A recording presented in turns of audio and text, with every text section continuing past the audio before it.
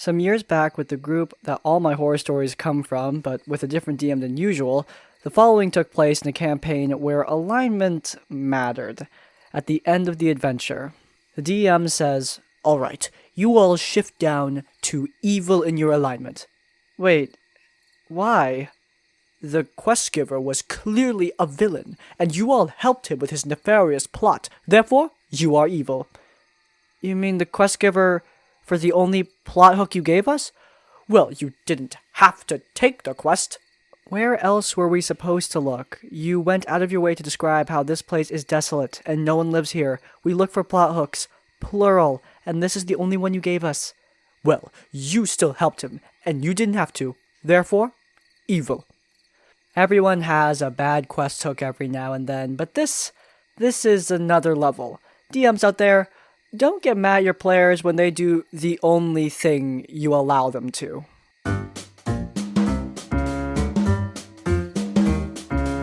First time writing here, I just wanted to add my grain of sand so future DM/players don't have to deal with this stuff. It was a long time ago, so some things are a little fuzzy. I'll paraphrase most of it. Also, insert I'm on mobile and English is not my first language excuse. Also, spoilers for Waterdeep Dragon Heist, you have been warned. Cast as Cleric, new to D&D, but a good role player, Warlock, awesome player, and a good DM, and Barbarian, another awesome player. Finally, Samurai, the problem player. I had other players in that campaign, they were cool too, but they didn't have a role on the story. I entered years ago into an awesome Discord server in my country. At the time, Samurai, Barbarian, Warlock, and the other players were already there. After proper introductions, I was told how to ask for players to start a campaign, and I was equal parts excited and worried about the prospect. I've been playing D&D since 4th edition came out, though I started with 3.5 and never touched 4th edition, but I fell in love with 5th edition and wanted to do a long campaign. I chose a module to start with an idea of branching into a homebrew world once done with that module. I picked up Waterdeep's Dragon Heist because it was my favorite one, and I'd already DM'd it before, so I was right in my comfort zone. Several players signed up for the Looking for Group post, so I ended up with 8 players, the cast above among them. I wanted to have a big group, so in case 1 or 2 were missing, I could still DM just without them present. We rolled for stats, and the players made their characters. Yes, we had a proper session 0 to do this. We were going to use Discord for voice call and Roll20 for maps and rolls. Up until then, it was smooth sailing, no red flags or anything. Story. Finally.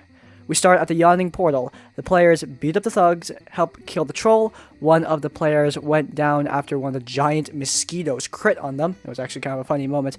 They get an offer from Volo, and off they went to find his friend. In the empty warehouse, they find the treasure and decide to label the money as team money. That means that it wasn't one player's money, but they could ask for it if needed. It was a lot, like almost 1,000 gold pieces, important for later. Yada yada yada. They find friend, they get Tavern, they reopen Tavern, and then they make friends with a ghost. All good here. Samurai wasn't showing any red flags until there. He was even a good role player, but things went south after they reopened the Tavern. Samurai, for some reason, started to have bursts of entitlement on the server, like calling names to other people, being disrespectful to the mods and admins, even with the, at the time, owner, and just being a brat for the sake of it. He would get a temporary ban, then behave well for a time, only to start again, for no reason. When it was time for the players to get jobs, the guilds offered in the module, they all accepted the offers and they entered their respective guilds, even Samurai. Warlock was doing their jobs with the guild along with Barbarian, they were in the same guild, but while I was talking, I could hear Samurai talking in the background. I kindly asked him to stop, to which he replied, "Oh, give me a moment," kept talking for a while, and then stopped. I kept with my dialogue, and 10 minutes later, he started playing. He was playing a game while I was talking, and I could hear it in the background. I bit my tongue and kept going. His character wasn't on the spot, so I let it slide. Sessions later, while I was narrating a moment that involved everyone at the table, I asked everyone, "What do you want to do?" It was then that a fireball exploded near the tavern. "I want to talk to the witnesses," said the warlock and the cleric. Other players went with him. "I go after the runaway," said the barbarian, along with a couple more players. "And what do you want to do?" I asked the samurai. Silence. Samurai? I was on Roll20, so I couldn't see the Discord voice call list. You can see who is in the voice chat and if their microphone and or headphones are silenced. And when I see his name, he had his headphones off. I was kinda angry. I called for him in the text chat, added him, and he came back 10 minutes later. And after I pinged him on another server I shared with him. What? Yes, that's the first thing he said when he unmuted himself. What do you mean what? I was talking to you all. You can't just turn off your headphones. Come on, man, that's disrespectful. I was starting to lose my cool. Okay, he replied. A few sessions later, Samurai is left alone in the tavern and approached by a patron offering him a selection of magical items. All the items were around 100 to 300 gold pieces, so he bought all of them. I was confused. I knew he had money from his job at the guild, but not enough to buy all of these items. So I checked his character sheet. I don't keep tabs on the player's sheets because I want to trust them. Until then, there had never been issues. Remember the money they found in the warehouse? The one everyone decided was for the team and later for the tavern? Yep, he listed it on his sheet, under specifically his name. Even when I had the handout with the total shared money, we all called him out about that. He denied it, saying it was his money, so he could spend it on whatever he wanted.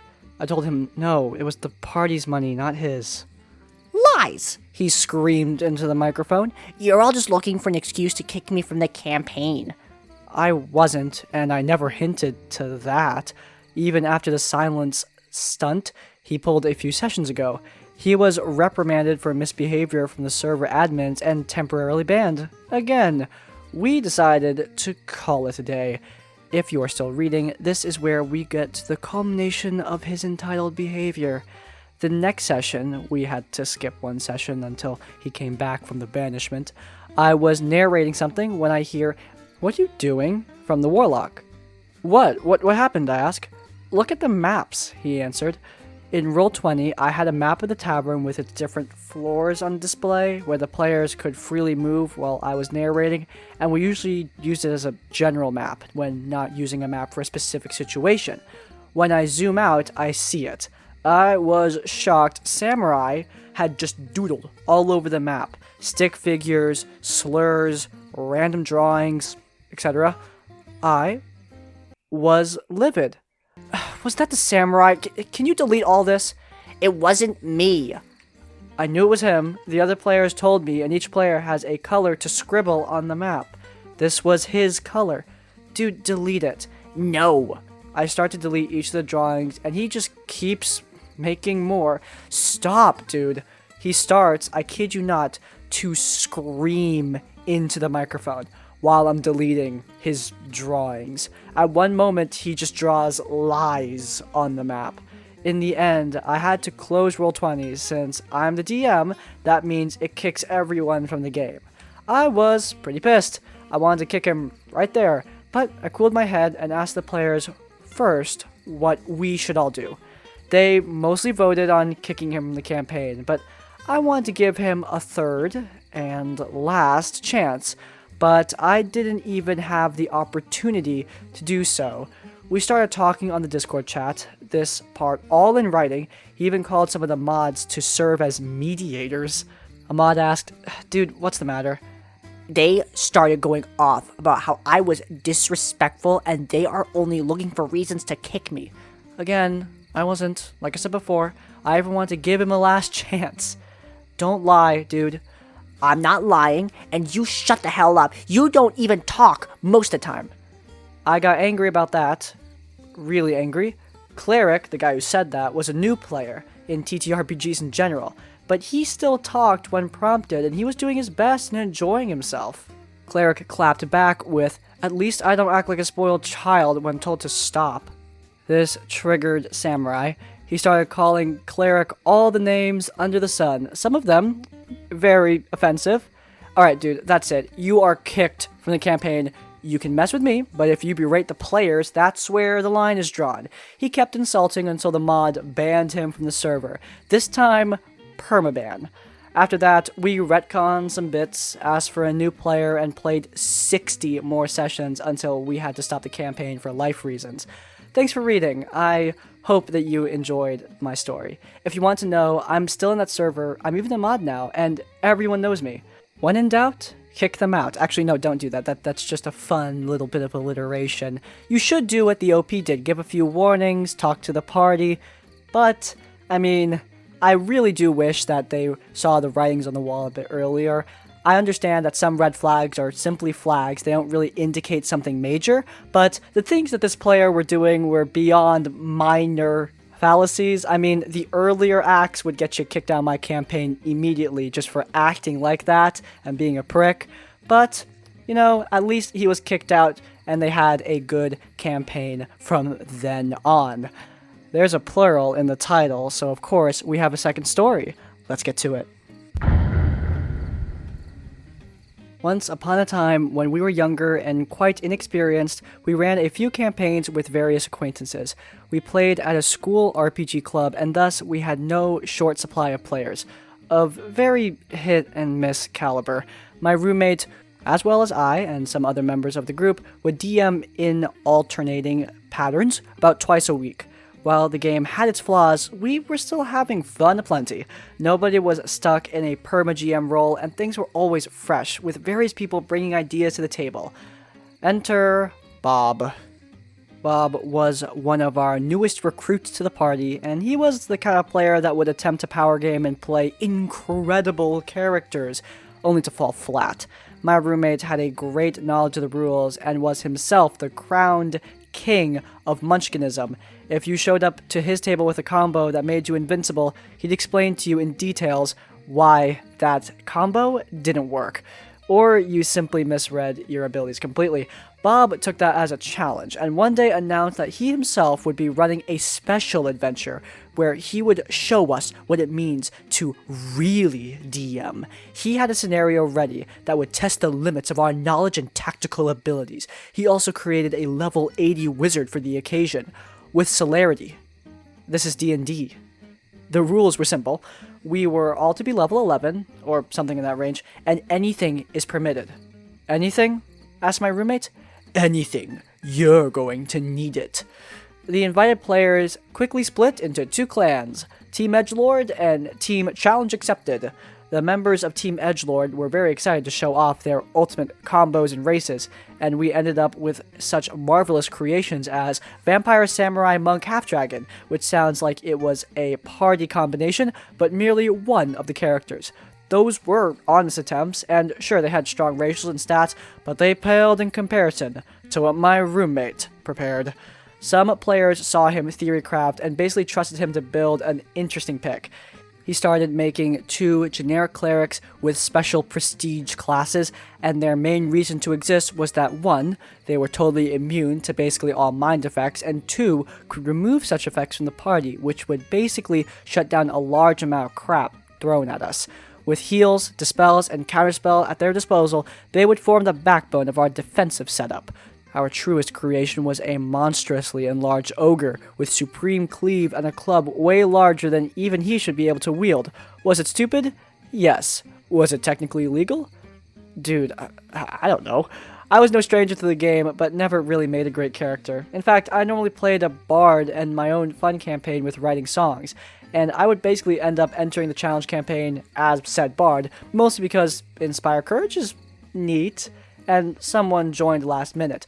To them, I offered Virgil's character sheet. Virgil wasn't very smart, nor was he charismatic. In fact, Virgil the character couldn't even speak. He didn't even have class levels. Virgil was, however, very, very good at grappling, because he was a colossal hamster. When Friend showed up to our session having heard of the challenge, I offered him Virgil and simply played my bard.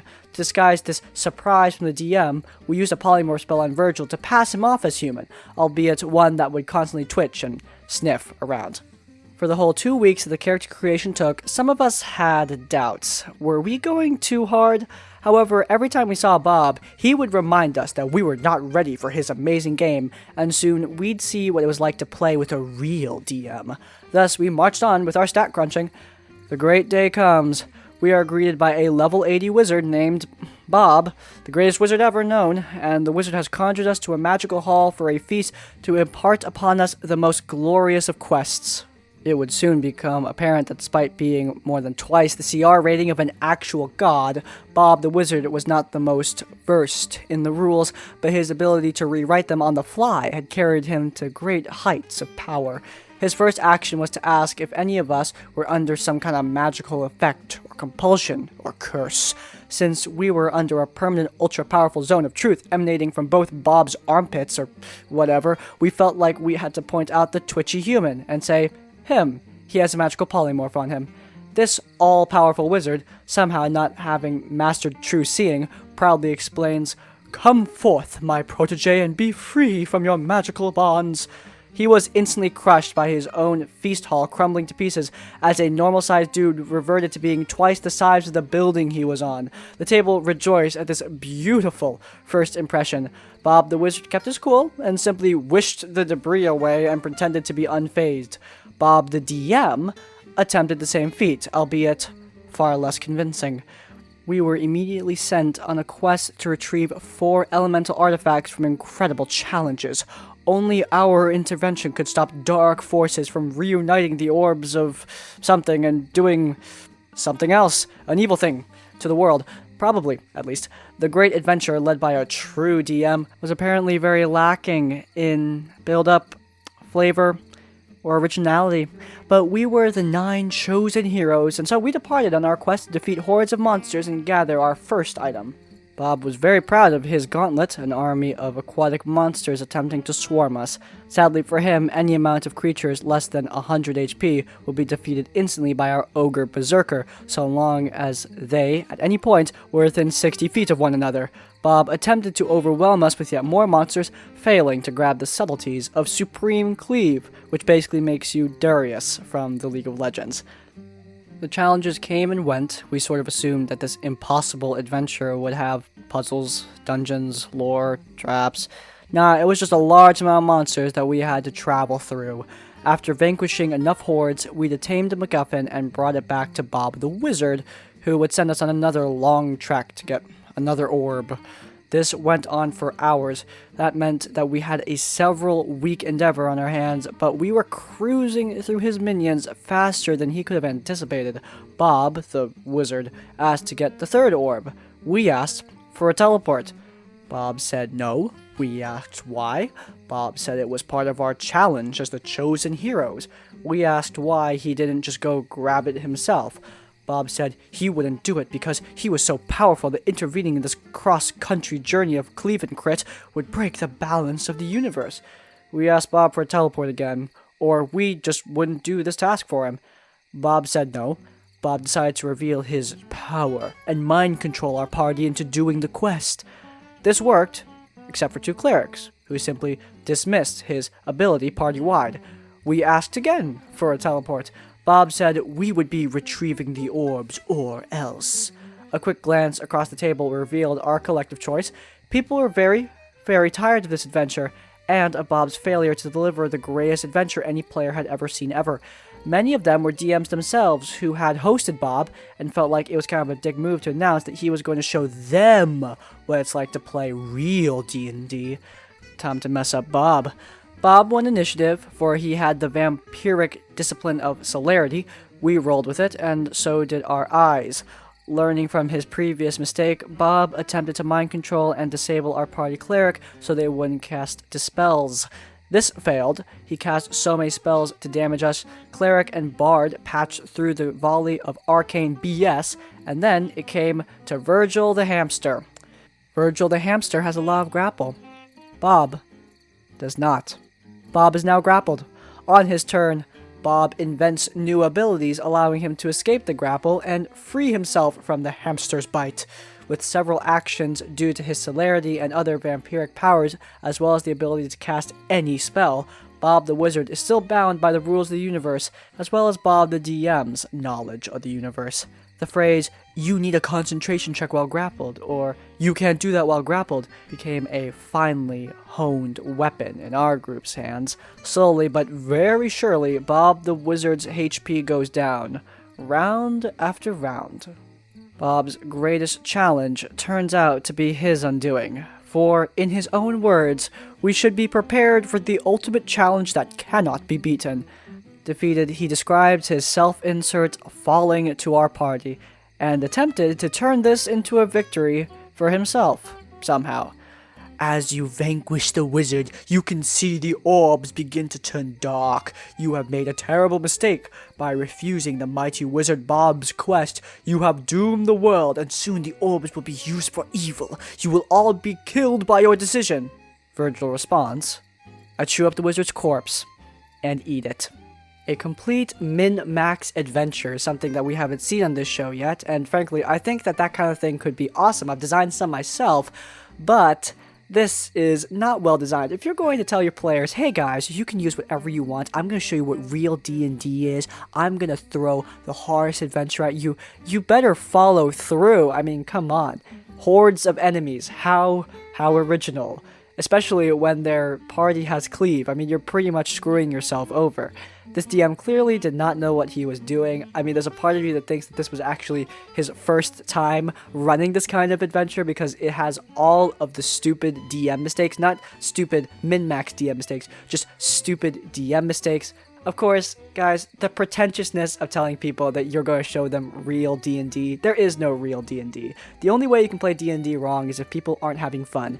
And clearly in this game, people weren't having fun. So the only example of not real D&D I see is this campaign.